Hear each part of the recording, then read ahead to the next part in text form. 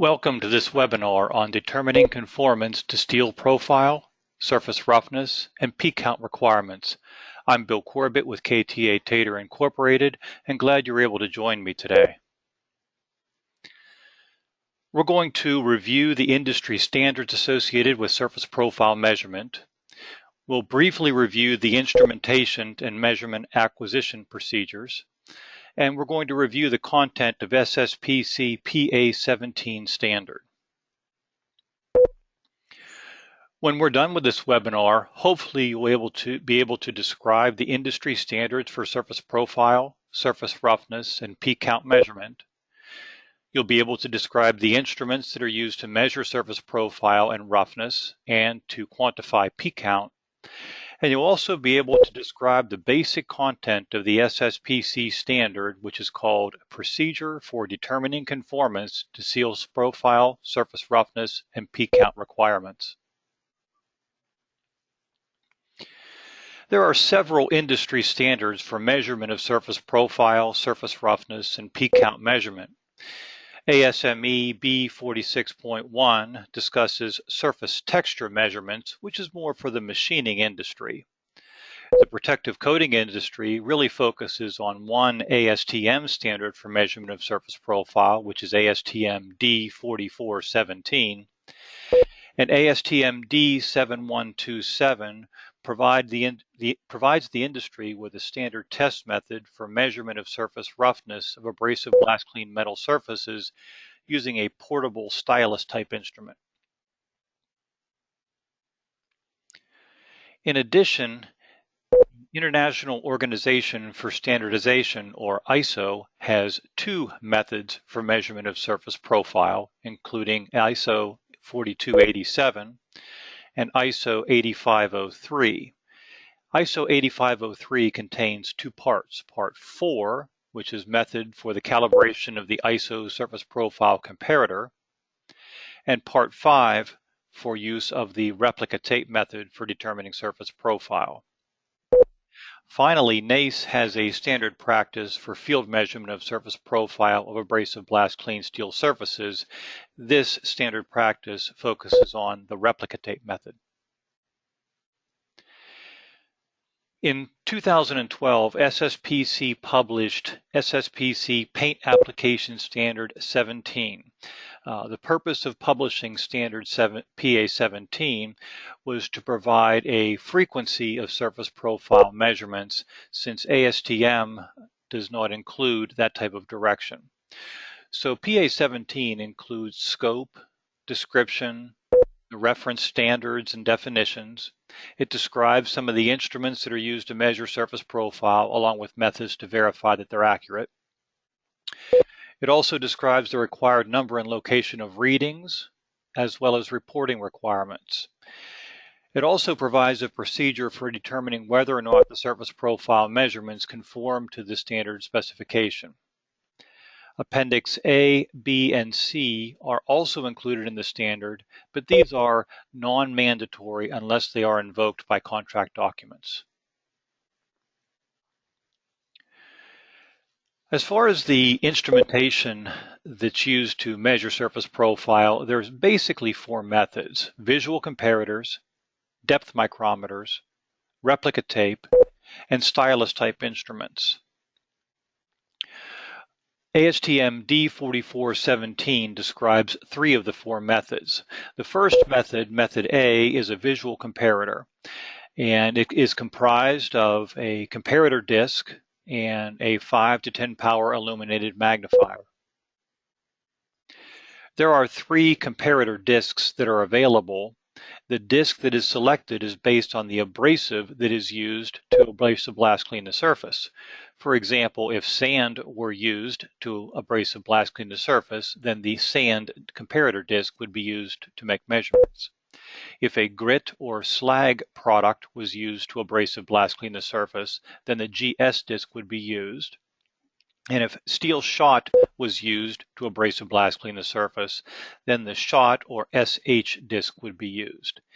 Each segment on each disc has a stencil coded into it, and the code indicates the surface profile depth, in this example 2 mils, the abrasive type, in this example S for sand, and the year that a mastered reference disc was made, in this case 1970. The year reference is insignificant unless a new master disc was created. To use the visual comparator method, you simply select the disc to match the abrasive that was used to prepare the surface, attach that disc to the back of the comparator, view the disc and the surface through the 5 to 10 power illuminated magnifier, and select one or two segments that appear to represent the surface roughness.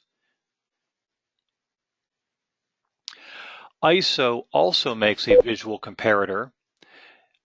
The comparator was prepared using grit or shot, and it's used again with a 5 to 10 power illuminated magnifier. However, the surface roughness is graded qualitatively rather than quantitatively as fine, medium, or coarse.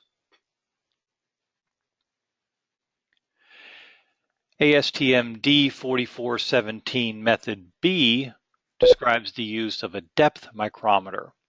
The theory of this instrument is that the foot or the base of the instrument sits on the peaks of the surface profile, while a cone-shaped or conical-shaped point projects into the valleys of the profile, and the distance that the point projects into the valleys of the profile in relationship to the peaks of the profile is displayed on the gauge.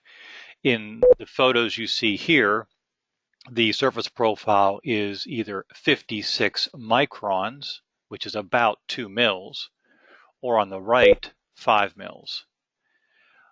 These digital models have the capability of taking several data points, storing those in memory, and providing statistical analysis of that data once it's uploaded to a computer.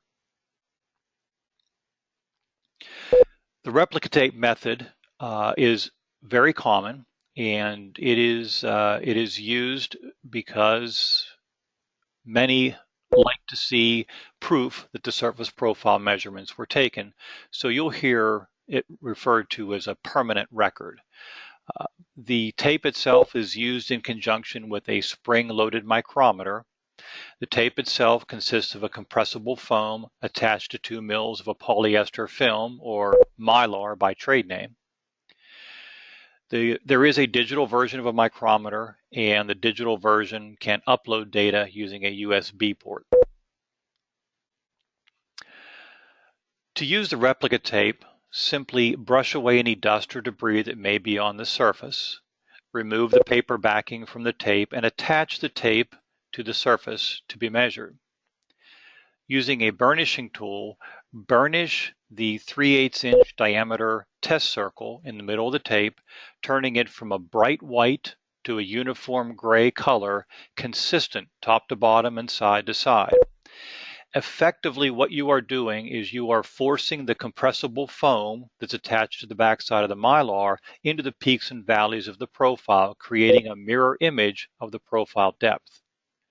Remove the tape from the surface once the circle is burnished uniformly gray, and insert it into the anvils of the micrometer. The micrometer will read the thickness of the Mylar and the compressible foam, so you'll deduct the thickness of the Mylar from the gauge reading, which is 2 mils, leaving the surface profile measurement. In the example of the photo on the bottom right, the micrometer is reading 5 mils. Assuming the micrometer was resting on 0 without anything in the anvils, we would subtract 2 mils for the Mylar, revealing a 3 mil surface profile.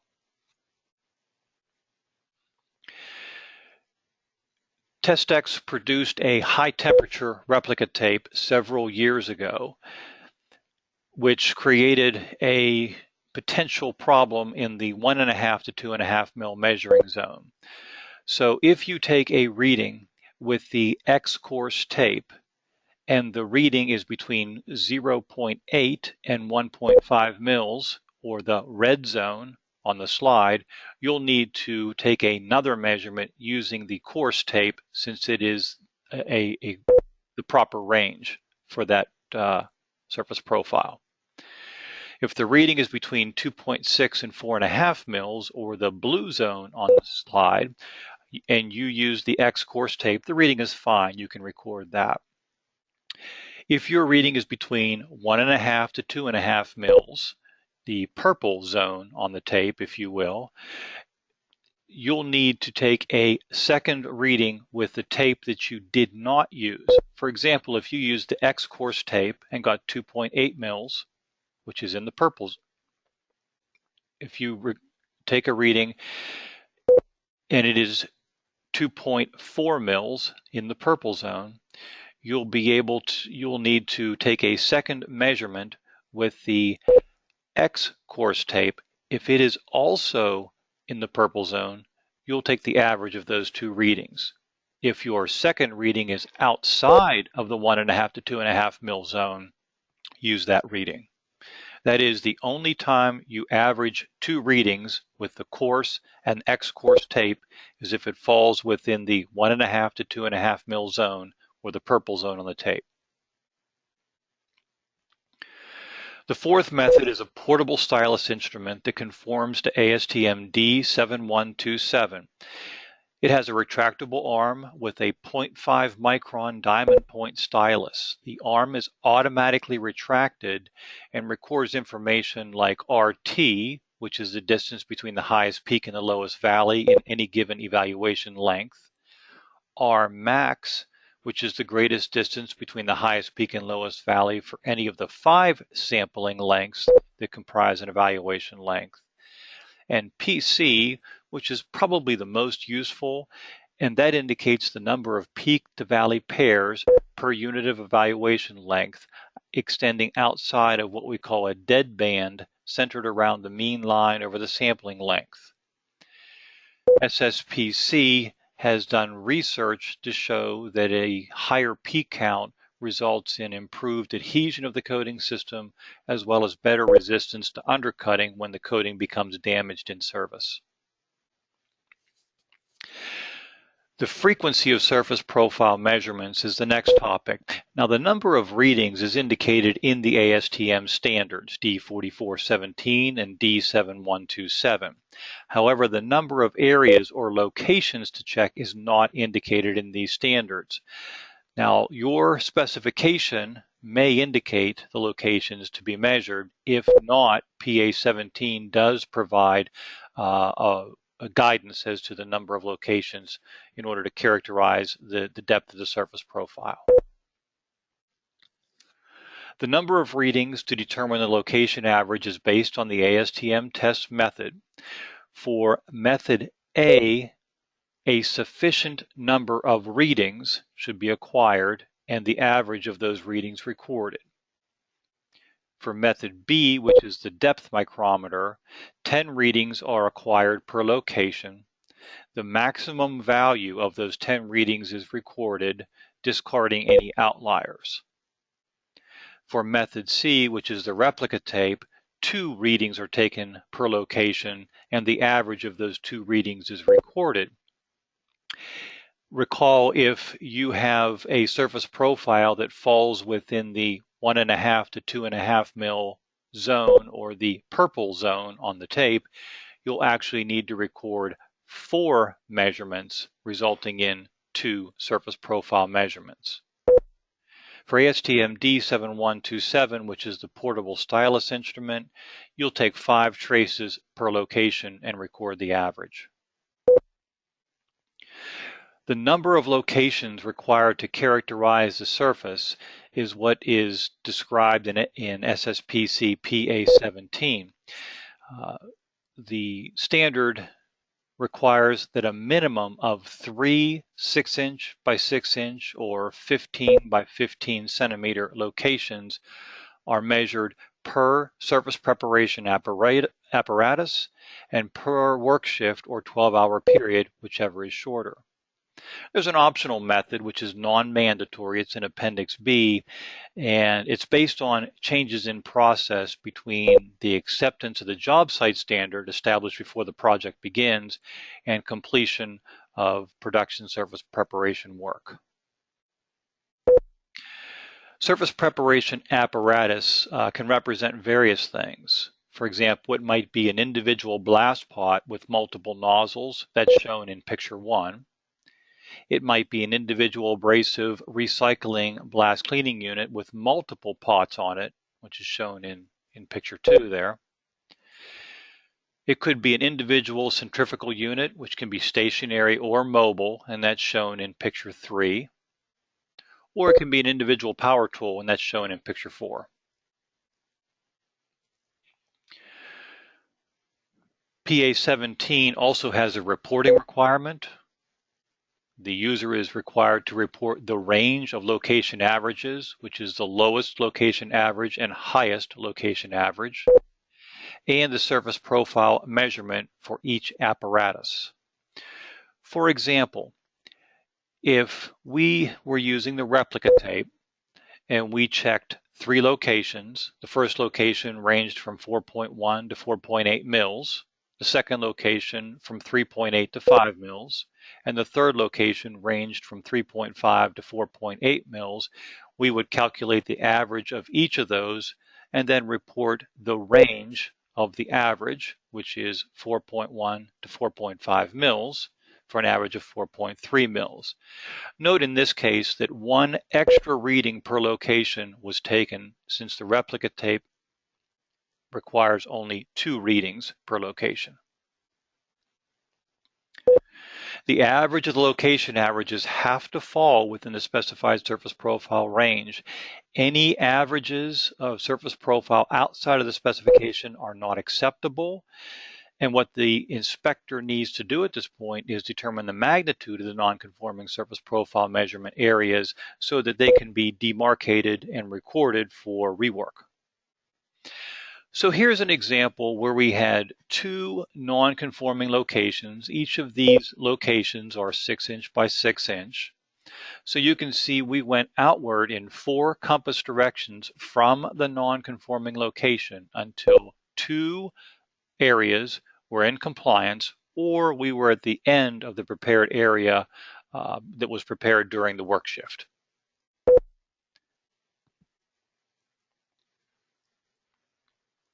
Appendix A describes calibration and verification of accuracy. The calibration of instruments applies to ASTM D4417 methods B and C, as well as the stylus instrument. There is no calibration for method A, which is the visual comparator. Calibration is done by the gauge manufacturer or an accredited calibration laboratory. Recalibration is per the manufacturer's interval. Typically that's annually, and the user needs to obtain a dated certificate of traceability with the calibration. So again, method A, as far as verification of accuracy, simply visually look at the disc for damage.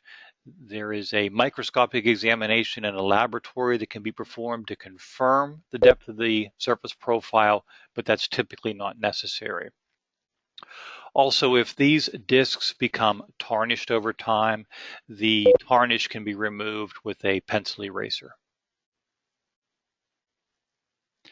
For D4417 verification of accuracy, there is a 0 set float glass plate, which that 0 set should be performed at the beginning and end of each shift minimally.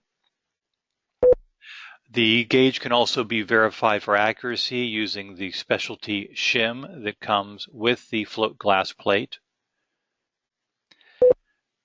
The cone tip condition should be verified that it hasn't been rounded. Replaceable tips are available.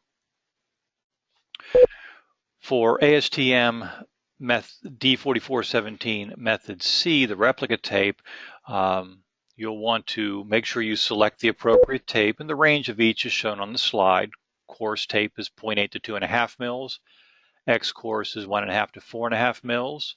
X-coarse plus is from 4 to 5 mils. the tape is most accurate mid-range. If you are in an overlap area, you should recheck your reading with the other tape that you didn't use to begin with, and you can verify the accuracy of the micrometer using traceable shims.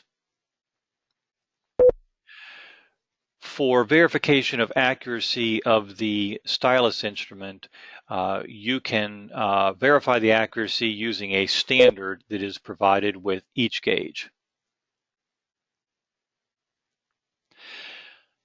Appendix B describes a procedure for determining whether or not the measured surface profile complies with the specification based on what's called a PCP, or process control procedure. So a procedure is established prior to production blast or power tool cleaning. So within 15 minutes after start of surface preparation, a 2 foot by 2 foot minimum sample area is prepared. Profile is measured, and if the surface profile conforms, you document the process control items. Any change in process during production requires remeasurement of the surface profile. You want to denote the time of the change and location of surfaces prepared prior to the change. You'll obtain 2 measurements at random locations, one in an area prepared prior to the change, one in an area prepared after the change.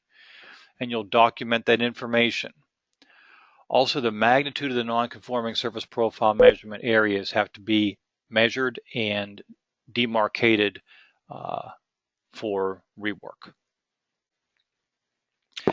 Table B1 in the standard describes the process control items for abrasive blast cleaning, and that includes the workers performing the abrasive blast cleaning, the blast nozzle type and size, as well as the number of nozzles operating from the same compressor, the abrasive manufacturer, information on the abrasive, including type, hardness, and physical shape, the abrasive size, the air pressure at the nozzle, the blast hose length, the blast hose diameter, the size of the compressor in CFM, and the air pressure at the compressor.